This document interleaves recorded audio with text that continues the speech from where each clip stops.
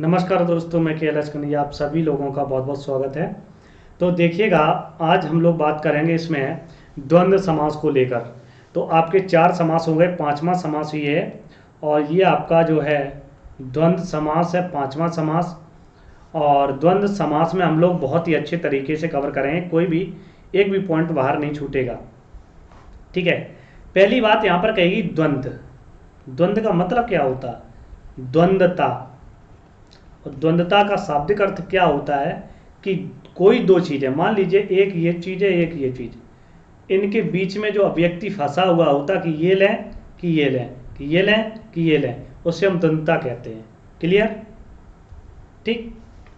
अब यहां पर सूत्र दिया है कि उभय पदार्थ प्रधाना द्वंद्वा।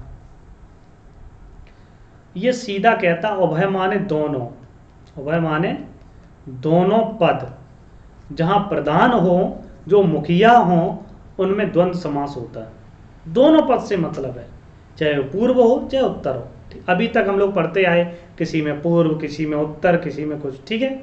लेकिन यहाँ दोनों पद प्रधान हो, कोई किसी से कम ना हो। दे मुक्का, दे लात, दे घूसा, कोई किसी से कम नहीं, लेकिन दोनों प्रधान है, दोनों ताकतवर हैं। ठीक है, समझिए इसका अर्थ कुछ नहीं है, यही अर्थ है। दूसरा सूत्र क्या है, इसको समझिए। चार थे द्वंद्वा, ये द्वंद्व समास विधायक सूत्र है। ठीक है, पूछा जाए च अर्थ में द्वंद्व समास होता है, च अर्थ में द्वंद्व समास होता है। ठीक, इतनी सी इसकी डेफिनेशन है। Okay, clear? समझ गए? देखो, हम लोग एग्जाम की दृष्टि से पढ़ रहे हैं और ये बिल्कुल सटीक 100% में दे रहा हूं, बहुत अच्छे से। चलिए नेक्स्ट पॉइंट पर बात करते हैं। द्वंद्व समास के भेद होते हैं, कितने भेद हैं? 3 भेद होते हैं। कभी पूछा द्वंद्व समास के कितने भेद हैं? 3 भेद। कौन कौन से? इतरेतर द्वंद्व, समाहार द्वंद्व, एक शेष द्वंद्व। ये कैसे? इतरेतर क्या होता है? तो इतरेतर का मतलब होता है कि दोनों पद अपने अपने अर्थ को दें। ठीक है, हाँ। समाहार क्या होता है? समान विभक्ति होती है और समूह का बोध कराते हैं। एक शेष क्या होता है? 2 पद हों और उत्तर पद का क्या होता है? लिंग निर्धारण होता, एक रूप बन जाता है, उसे एक शेष कहते हैं। तो आगे हम लोग चर्चा करेंगे, इन तीनों को पढ़ेंगे। ठीक है, तो चलिए अगले पॉइंट पर हम लोग बात करेंगे और उन चीज़ों को लेकर। ओके, हाँ।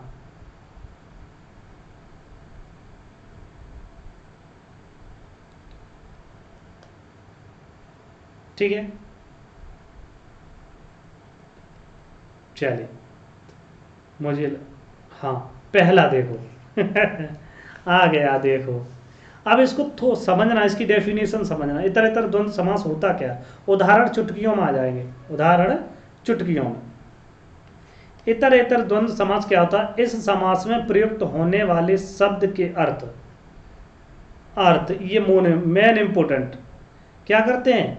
अपनी अपनी अपनी अपनी प्रधानता अलग अलग प्रदर्शित करते हैं, कोई किसी से कम नहीं है। अपनी अपनी प्रधानता अलग अलग प्रदर्शित करते हैं और इसका लिंग जो निर्धारण होगा वो उत्तर पद के अनुसार होगा, बाद वाले पद के। जैसे इससे आप समझिए इस एग्जाम्पल की दृष्टि से।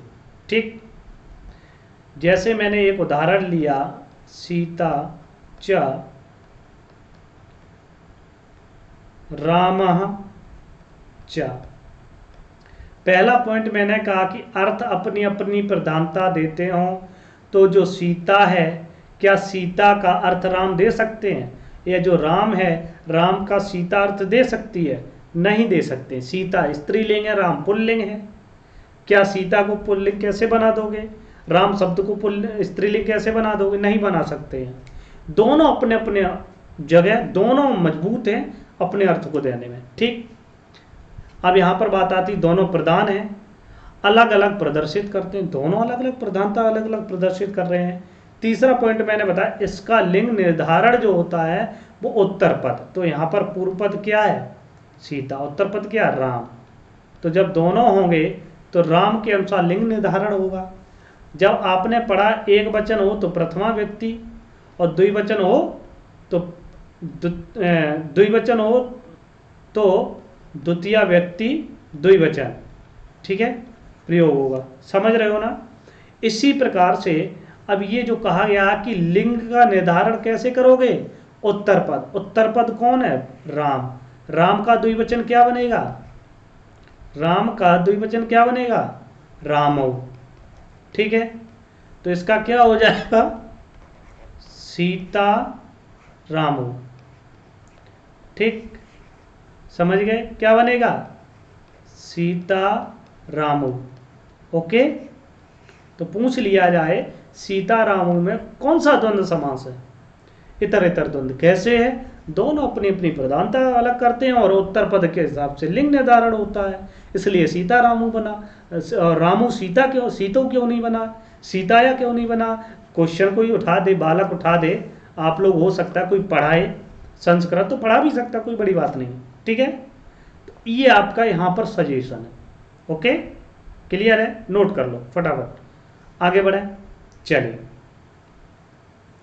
नेक्स्ट एग्जाम्पल की दृष्टि से यहाँ पर देखेंगे। जैसे आपका अब आप लोग बनाएंगे इसको रामा च, एक और मैं बताना चाहूँगा यहाँ पर रामा च कृष्णा च, ठीक, कृष्णा च। इस विसर्ग को अगर सा कर दें, इस विसर्ग को अगर सा कर दें तो कोई गलत नहीं होगा। तो मैं कहना चाहूँगा ये जो विग्रह है, समास विग्रह, ऐसा भी हो सकता है और ऐसा भी हो सकता है। दोनों ही विग्रह कैसे हैं? शुद्ध हैं, कोई गलत नहीं होगा। रामश्च कृष्णश्च, रामः च कृष्णा च, ठीक। नहीं तो आप लोग क्या होते हैं, कन्फ्यूजन हो जाते हैं। तो उत्तर पद क्या? कृष्ण।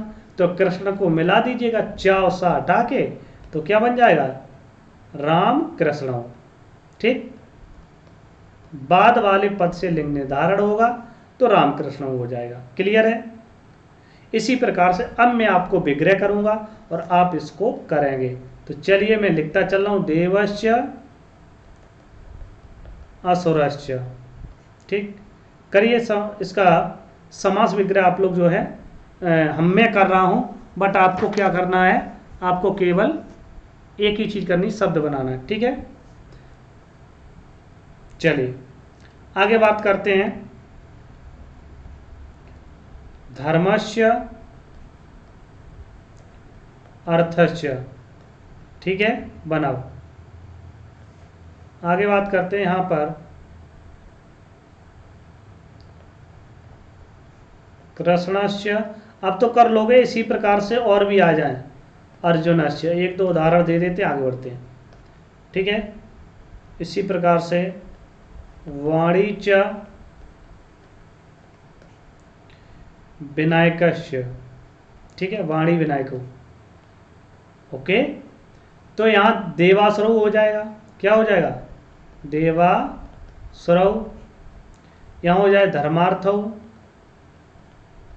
ठीक है, धर्मार्थव। यहां क्या हो जाएगा?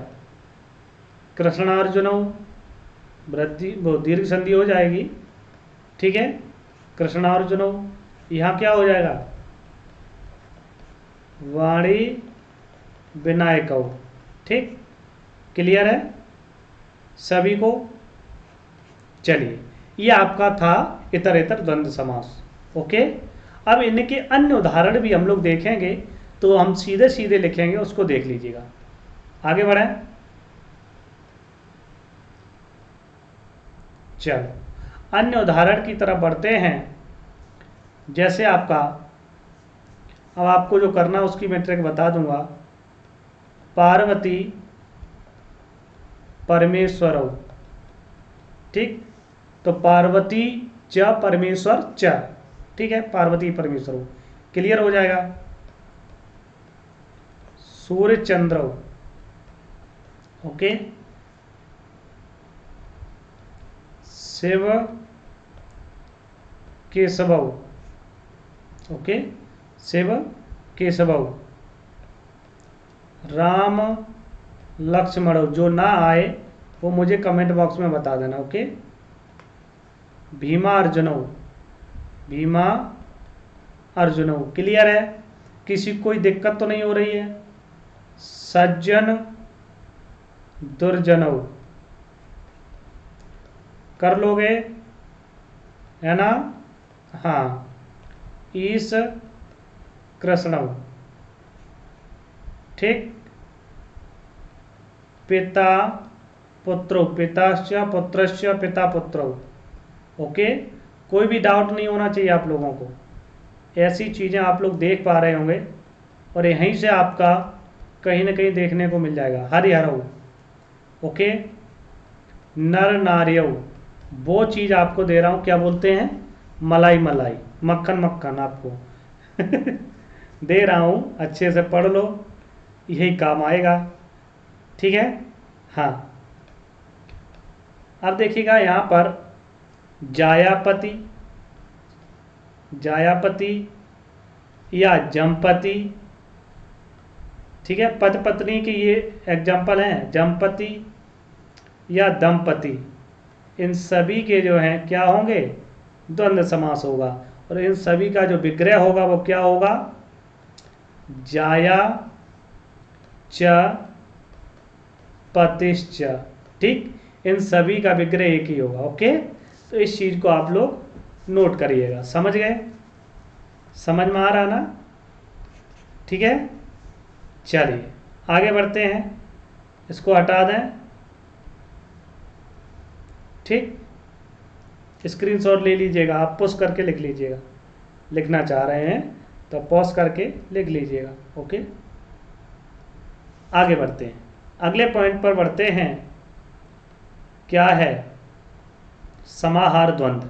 देखो, मैं एक चीज इसमें बताना चाहूंगा, यहां पर इतर द्वंद्व समास में एक चीज और बताना चाहूंगा कि इतर द्वंद्व समास में यदि दो या दो से अधिक पद आए तो लिंग का निर्धारण किससे होगा?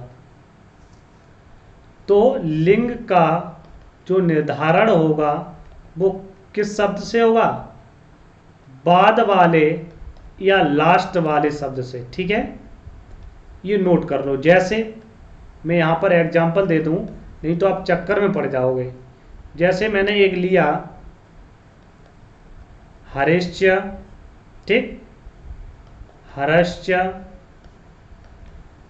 गुरश्च, ओके, गुरुश्च, तीन शब्द हैं। लिंग किसके निर्धारण हुआ? इसके अनुसार ये तीन है तो बहुवचन आएगा, तो क्या हो जाएगा? हरिहर, हरि हर गुरुवः, तो गुरु गुरौ गुरुवः, तो बहुवचन में क्या बनता? गुरुवः। तो इसके अकॉर्डिंग होगा निर्धारण, ठीक।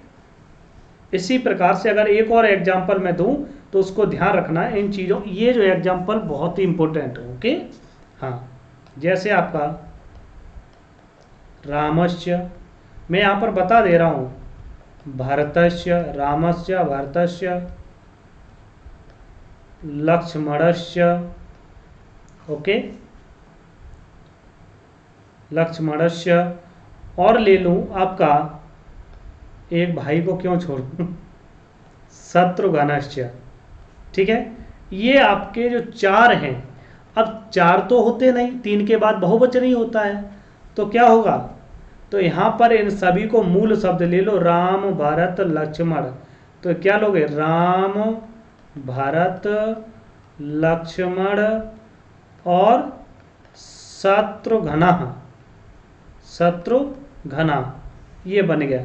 तो डरने वाली कोई बात नहीं, कितना भी बड़ा समास आ जाए, द्वंद्व समास आप चुटकियों में उड़ा दोगे ना? क्लियर? किसी अब तो कोई दिक्कत नहीं होगी, क्यों भाई, है ना? हाँ, तो ये आप समझ लीजिए, ठीक है। नोट करना चाहो नोट कर लेना, स्क्रीनशॉट लेना चाहो तो आप स्क्रीनशॉट ले सकते हैं। ओके, हाँ, ठीक है। चलिए, अब आपको मैं आगे बात करूं तो आगे एक और इसमें समाहार द्वंद्व। समाहार द्वंद्व कहते किसे हैं, इसको समझिए। इस समास में आए हुए पद अपना अर्थ बतलाने के साथ साथ, देखो दो चीजें यहां पर दी, अपने अर्थ को बतलाते ही हैं लेकिन उसके साथ साथ समूह या समाहार एक ही चीज़ है, अर्थ का भी बोध कराते हैं। यह नित्य नपुंसक लिंग एक वचन में होता है। वो किस में हो रहा था, तो वो आपको मैंने बताया था। और ये नित्य नपुंसक लिंग एक वचन में होता है। कैसे, तो जैसे एग्जाम्पल की अगर दृष्टि से बात करें तो यहाँ पर एक एग्जाम्पल को लेकर हम लोग बात करेंगे। जब से आपका पाणी च पादौ च तेषाम, इसको याद रखना। समा जो आपका समास विग्रह में करता हूँ उसका बहुत याद रखना, समाहारा। ठीक है, देखो पाणी माने हाथ, पाद माने पैर। तो देखो ये दोनों अपने अपने शब्द का बोध करा रहे हैं। ठीक है, दोनों क्या करा रहे हैं, दोनों अपने अपने शब्द का बोध करा रहे हैं, अपने अपने अर्थ को बता रहे हैं। इसके साथ साथ ये क्या कह रहे हैं, हाथ पैर। हाथ पैर क्या है, समूह है। ठीक है, और समूह का भी बोध करा रहे हैं। तो इस प्रकार से यहाँ पर द्वंद्व समास हो जाएगा क्या, और नित्य नपुंसक लिंग में होगा। और जब नपुंसक लिंग एक वचन बनता है तो जैसे आपका फलम, उसी प्रकार से आप लोग इसको बहुत अच्छे से लिखते हो, पाणिपादम। कभी सोचा कि पाणिपादम बना कैसे, तो ये फलम का पाणिपादम। Clear, okay. लिखना चाहो, नोट करना चाहो, नोट कर सकते हो, स्क्रीनशॉट ले लो। ओके, चलिए पिछली स्लाइड ये है और इसको मैं समाप्त करता हूँ, आगे बढ़ता हूँ। ये नोट कर लिया सभी ने, कर लिया कि नहीं कर लिया, फटाफट बताइए। पाणिपादम हो गया। इसी प्रकार से अन्य उदाहरण को भी देखेंगे। ठीक है, आगे बढ़ते हैं। चलिए अन्य उदाहरण को देख लेते हैं। यहाँ पर अन्य उदाहरण जैसे आपका रथिका। देखो बहुत लोग कंफ्यूजन हो जाते हैं। रथिका च अश्वारोही च, ठीक, क्या बनेगा जरा बताएं। भेरी च पट्टश्च, क्या बनेगा जरा बताइए। अहिश्च नकुलश्च, क्या बनेगा जरा बताएं।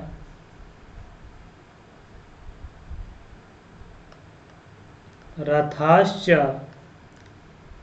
और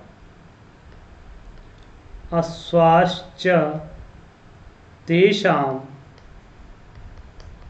समाहारा। ठीक है, क्या बनेगा, इन चीज़ों को भी ध्यान रखिएगा। तो देखिएगा, पहला रथिका च अश्वारोह, जो रथिक है और अश्वारोह माने घोड़े पर सवार है। रथिक रथ अपना विशेषता बता रहा है, और अश्वारोही, अश्व माने घोड़े, घोड़े अपना बता रहे हैं। लेकिन बात क्या है, बिना घोड़े के रथ चल नहीं सकता है ना, बिना घोड़े के रथ चल नहीं सकता है। तो इसमें रथ और घोड़े का क्या है, समूह है। ठीक है, जब तक 2-4 घोड़े नहीं लगेंगे तब तक रथ आगे नहीं बढ़ेगा। ठीक, क्या हो जाएगा, रथिकाश्वारोहम। ठीक है, रोहम, ये बन जाएगा। इसी प्रकार से भेरी पट्टम, तो क्या हो जाएगा, भेरी पट्टहम। ठीक, अहिश्च नकुलश्य, तो इसका क्या हो जाए, अहिन कुलम। ठीक, अहिन कुलम, ओके। अब अहिन कुलम सांप और नेवला का समूह। ठीक, अब रथाश्व, इसका क्या होगा, तो इसका जो होगा रथाश्वम हो जाएगा, रथाश्वम। ठीक है, इसका अर्थ क्या हो, रथ और घोड़े। और एक और मैं लिख देता हूँ यहाँ पर लास्ट, उसके बाद आपको नेक्स्ट पॉइंट पर हम लोग मूव करेंगे। ठीक है, तो इसमें आयश्च और रात्रिश्च बहुत बार पूछा जाता है, क्या होगा, अहोरात्रम। किसका है, द्वंद्व समास का, समाहार द्वंद्व का। यह क्या है, रात और दिन का समूह का बोध कराता है। ठीक है, अहन मीस होता है दिन और रात्र मीन्स रात, तो रात और दिन का बोध कराने वाला अहोरात्रम।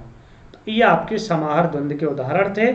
ओके, हाँ, आगे बढ़ते हैं। चलिए, ये बाद में देखेंगे और नेक्स्ट वीडियो में कवर करेंगे। आप लोग लिखना चाहो यहाँ से लिख लिया कि नहीं लिख लिया, बताइए, फटाफट बताइए, उसके बाद आगे बढ़ते हैं। हाँ, ये क्लियर हुआ कि नहीं हुआ सभी को? नहीं हुआ तो कमेंट बॉक्स में लिख के बताएं क्या आपको प्रॉब्लम आ रही है। ठीक है, चलिए, तो आगे आप लिखना चाहे, नोट करना चाहे तो नोट कर सकते हैं। ठीक है मस्ती बहुत करते सच में यार, really. Thank you so much, video को लाइक शेयर करते रहिएगा। ओके, हाँ, चलिए आगे बढ़ते हैं और फिर मिलते हैं आपको नेक्स्ट वीडियो में। तब तक के लिए बाय बाय, टेक केयर।